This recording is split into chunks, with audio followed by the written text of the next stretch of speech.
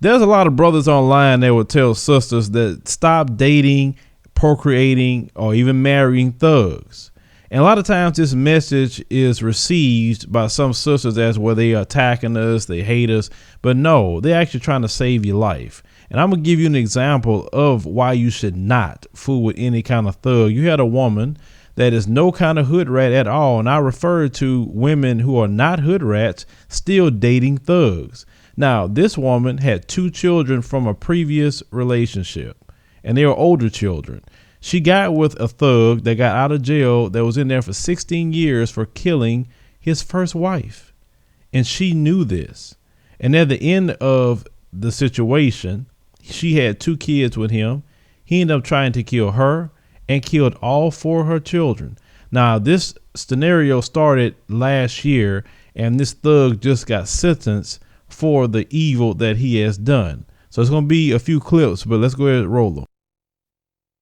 A quadruple homicide has broken the silence of a quiet neighborhood. They were real quiet. They stayed to themselves.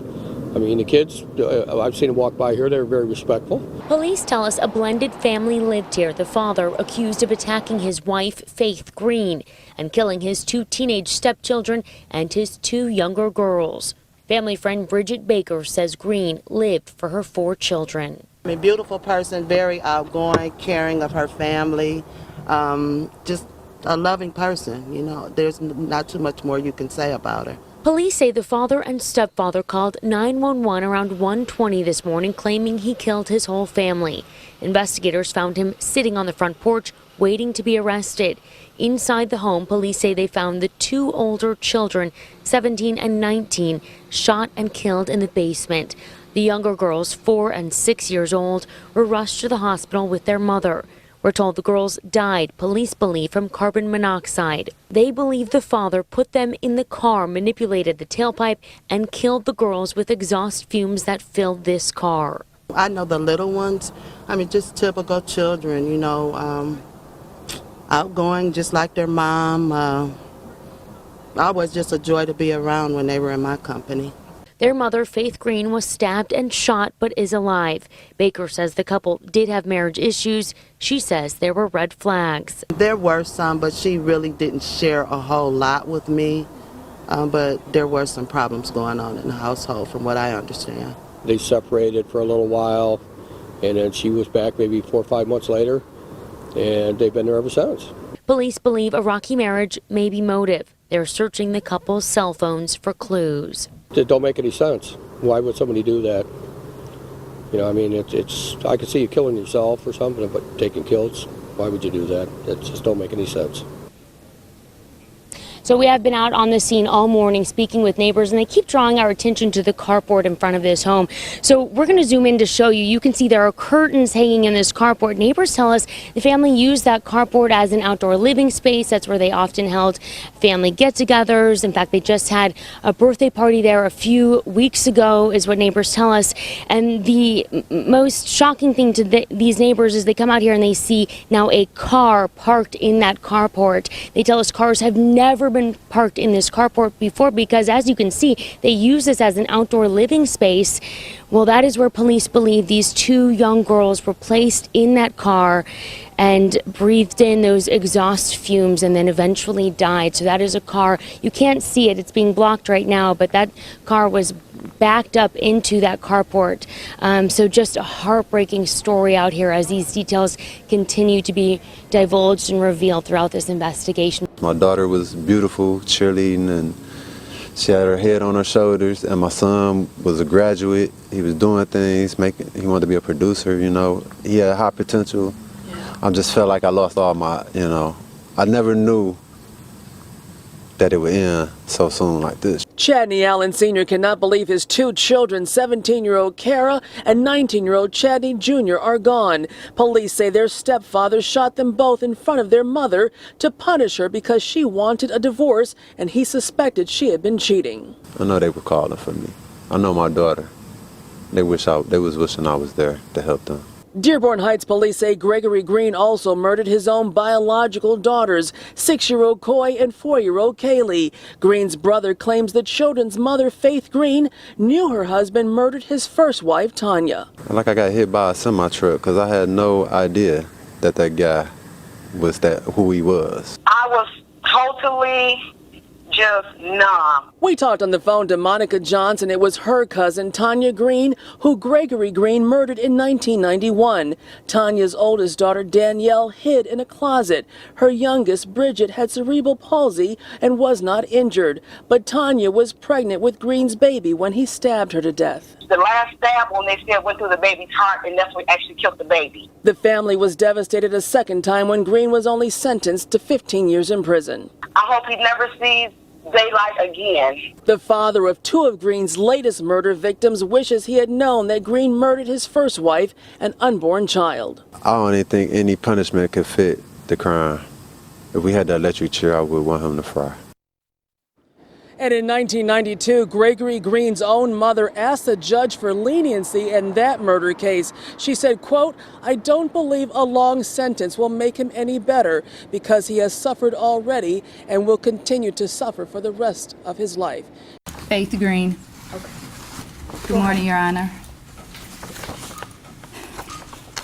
I'm not happy. I'm not satisfied with the outcome. There's no punishment that fits the crime. Not even torture and death would be justice. Your justice will come when you burn in hell for all eternity for murdering 4 innocent children, all because you're insecure as a man. Green, is that time and date set for sentencing? Is there anything you'd like to say on your own behalf, sir? I just want to say, well, first of all, thank God, saying, only He can judge. I do regret and I'm sorry for what has happened. All I've ever wanted was a God-fearing helpmate that would support me and be faithful no matter what, as well as dedicated to the whole family. That put aside, I have to be humble, very humble, because God knows the heart, and He knows how regretful, how sorry I am. And even now, after all this, He still has a plan. And I'm not giving up on that plan. Because God is God. And there's not one day that go by that I don't think of my girls. Not one day, often picturing them playing and talking to their Heavenly Father. And I pray that God be with Chadney and Kara. I feel bad for how this has deeply impacted everyone. And may God help them, help me, help us all. That's all I have to say. Okay. Mr. Green, of all the tragic cases this court has seen, the facts of this one are by far the worst. Fathers are supposed to protect their children. Yes. Husbands are supposed to protect their wives. I didn't know how I would sit here this morning and get through listening to Ms. Green testify about what happened in this case, yet I look at you and you appear utterly unmoved by everything that she said. Yes. Your actions are inconceivable and beyond understanding. I hope that the families affected by this tragedy can heal. As a practical matter, this court is confident that if I follow the sentence agreement in this case, you will never be released from prison. Yes. And rather than decide to, in the event I were to say, nope, this isn't enough, the family would be forced to take this to trial, and I don't want Ms. Green to ever have to endure what happened again. She already has to live with it every day. So for that reason, I'm going to follow the sentence agreement. I'm convinced that you will be incarcerated for the remainder of your life. Thank you! Hold on. That's practically speaking. With respect to counts 1 through 5, as I said, I am going to follow the sentence agreement. You're going to be sentenced to 45 to 100 years in the Michigan Department of Corrections. Count 6 to 10 years in the Michigan Department of Corrections. All will be consecutive or concurrent with one another and consecutive to count 10 for the felony firearm, which will be 2 years in the Michigan Department of Corrections. You will receive credit for 161 days. You must pay $476 in state costs, crime victims assessment in the amount of $130, court costs in the amount of $1,300, attorney's fees in the amount of $400, and a $60 DNA fee. Since this was a conviction by plea, you can file an application for leave to appeal the conviction and sentence with the Court of Appeals. Can't afford an attorney. One will be appointed for you, and that request needs to be made within the next 42 days. Thank you. We're done. So you heard all of the information. She got with this man knowing he killed his first wife and was in jail 16 years. Let's stop right there. You have 2 children and also yourself. Why in God's green earth would you even consider being with that kind of guy after you find out that information? I wouldn't be getting with no female that killed her husband and spent 16 years in jail. Like, oh, hell no, she ain't about to come kill me. That's the same thing I was saying in my mind. But yeah, you got with this thug, married him, and had 2 kids with him. You seen the relationship was falling apart. You wanted to get away from him, and he fell back into his thug ways, his murderous ways. He ended up trying to kill her 2 children, and then the children that he had with her, he ended up doing carbon monoxide poisoning on them. And you know who I feel the sorriest for? Myself, the father of the 2 older children. See, as men, this is the nightmare that any man would feel when she, the ex, is getting with another man. Because if you don't do a background check yourself, men, you don't know who this chick is getting with. Because if that man knew that you had a murderous thug being around his kids, he'd went all hell broke loose. And I would agree with that 200%. You don't bring no murderous thug around anybody's children, period. If you want to take that risk with your own life, go ahead. But you don't bring them around my kids or any other man's kids. I mean, just imagine how he feels that he don't have his children anymore. And I know how I am. I would have so much anger and so much hate for that chick. I just wouldn't even know what to do with myself. I would have to do a lot of praying because that's my children. And I lost my kids because you went up there and fooled a thug. All the men you could have chose and you go choose a thug. Really? You have 2 kids with this thug and he ended up killing his own kids. And then to add insult to injury, this thug getting caught talking about, well, God got a plan. And like, man, shut up.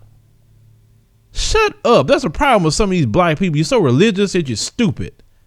And God never told you to go kill nobody. God has never said that to kill anybody, period. That was the devil telling you that's your God, to go kill everybody in that house. This is one of the cases where I was trying to tell you, not every woman that get with a thug is a hood rat. This is a professional, decent looking woman. Her children look decent. Her children was respectful, but yet she got with a thug. Listen, when you young, understand you make mistakes, but when you get 30 and up, you should know better by then to be fooling around with some good for nothing, sorry thug, period. I mean, I just hate the way this story ended. This woman got a big scar on her face because of what this thug has done to her. Please, for your safety of your children, for your safety, don't date thugs. Don't procreate with thugs. Leave them the hell alone. They are the scourge of our community. If you find out a man been in jail 16 years for killing his wife, why in the hell you gonna be with him for? I'm just saying. I'm saying this to protect you. It's a lot of you say black men don't speak up about things of black women. I'm a black man telling you to protect yourself. Stay away from thugs. There's a lot of good black men in our community. There's a lot of black men who work hard every day, who not out there committing crimes, don't have a bunch of kids from a bunch of baby mamas. Get with those men. Build a family with them. Now, the dad seemed like he was a decent guy from what he come across, but that other guy, come on now. I mean, come on.